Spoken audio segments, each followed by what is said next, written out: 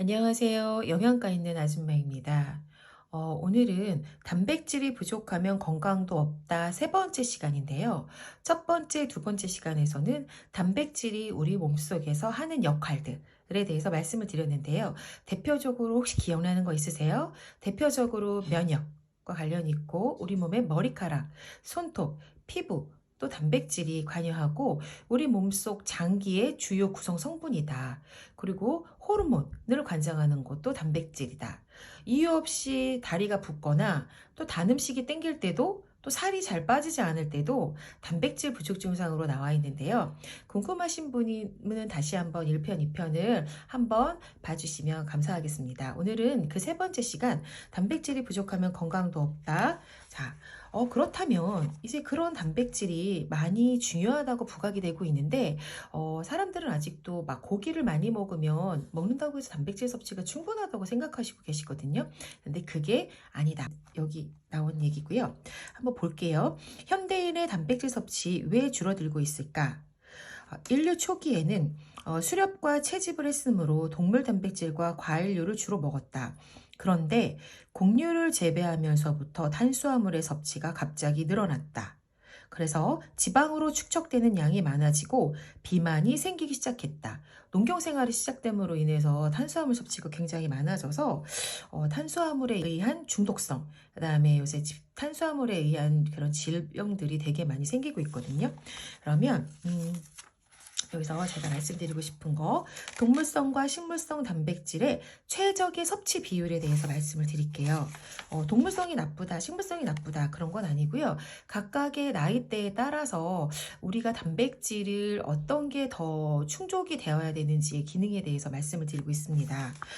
동물성 단백질은요, 식물성 단백질에 비해서 포화 지방이 많다는 단점이 있다.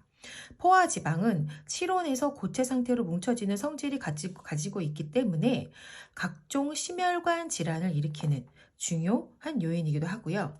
여기 보시면 흡연, 과음, 운동 부족, 비만 중에서 한 가지라도 해당이 된다면 동물성 단백질을 좀 줄여야 된다라는 얘기가 나오고요. 여기서 만약 그 중에서 한 가지라도 해당이 된다면 식물성 단백질의 섭취를 더욱 늘려야 할 필요가 있다라는 말씀을 드립니다. 식물에는 다양한 종류의 파이토케미칼이 함유되어 있는데 이는 광합성을 통해서 형성된 것으로 인체에 매우 유익한 작용을 한다. 예를 들어 항산화 작용과 세포 손상을 억제한다. 우리 파이토케미칼, 색깔 야채 많이 들어보셨죠? 그래서 고기를 먹을 때 야채를 많이 먹으라는 얘기를 많이 합니다. 왜냐면 고기 같은 경우 우리 삼겹살 먹을 때 상추쌈 많이 먹잖아요. 고기는 우리 몸속에 산성식품이고요. 상추나 그런 야채는 알칼리 식품이에요. 그래서 산성을 중화시키기 때문에 꼭 상추나 그런 야채를 같이 드시면 그게 궁합이 맞는다는 말씀을 드리고 싶고요. 그 다음에 넘어가 볼게요. 그래서 나이대에 비해서 보면 식물성 단백질 중년 이후에나 소화력이 떨어지시는 분들은 식물성 단백질을 많이 권해드리고 있습니다. 저도 식물성 단백질 위주로 먹고 있고요. 자, 그러면 두 번째, 동물성 단백질과 식물성 단백질의 이제 비율, 그 다음에 어떤 게 더 좋으냐, 그것보다는 어느 나이 때 먹어야 되냐, 그거를 말씀드렸고요. 여기서 보시면 단백질은 흡수율이 더 중요하다.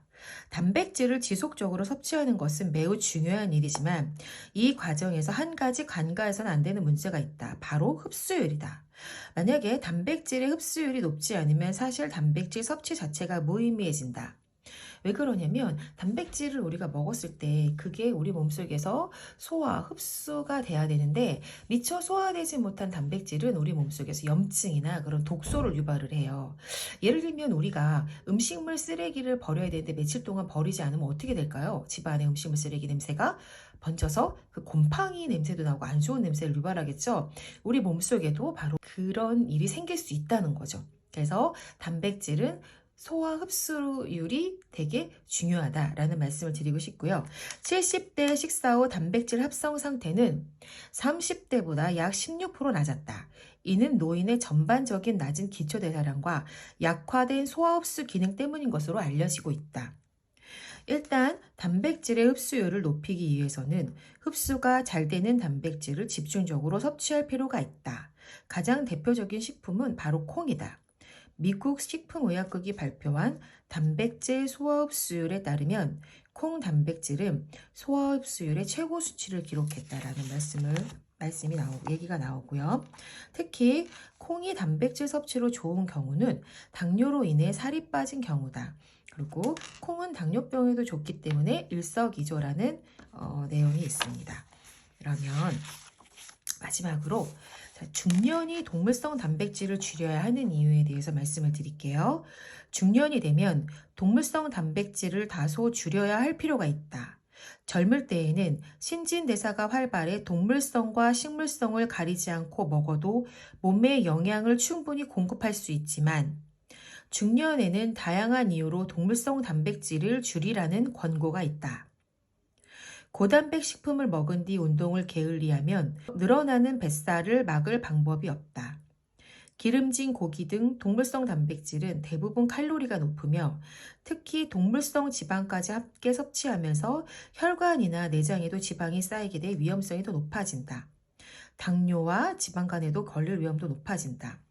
중년들이 가장 무서워하는 것 중 하나가 나쁜 콜레스테롤인데 최근 혈중 콜레스테롤 수치를 높이는 주요 요인은 일반적으로 알려진 콜레스테롤 함유 식품보다 오히려 포화지방이 과다하게 함유된 음식들이 콜레스테롤 수치를 높이는 기능이 나왔고요.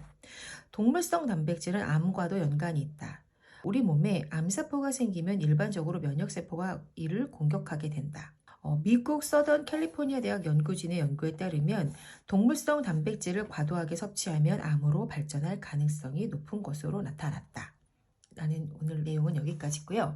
다음 시간에는 마지막 단백질이 부족하면 건강도 없다. 마지막 시간에는요. 그럼 단백질 보충제는 어떤 걸 선택해야 되나 그 기준에 대해서 말씀을 드리겠습니다. 감사합니다.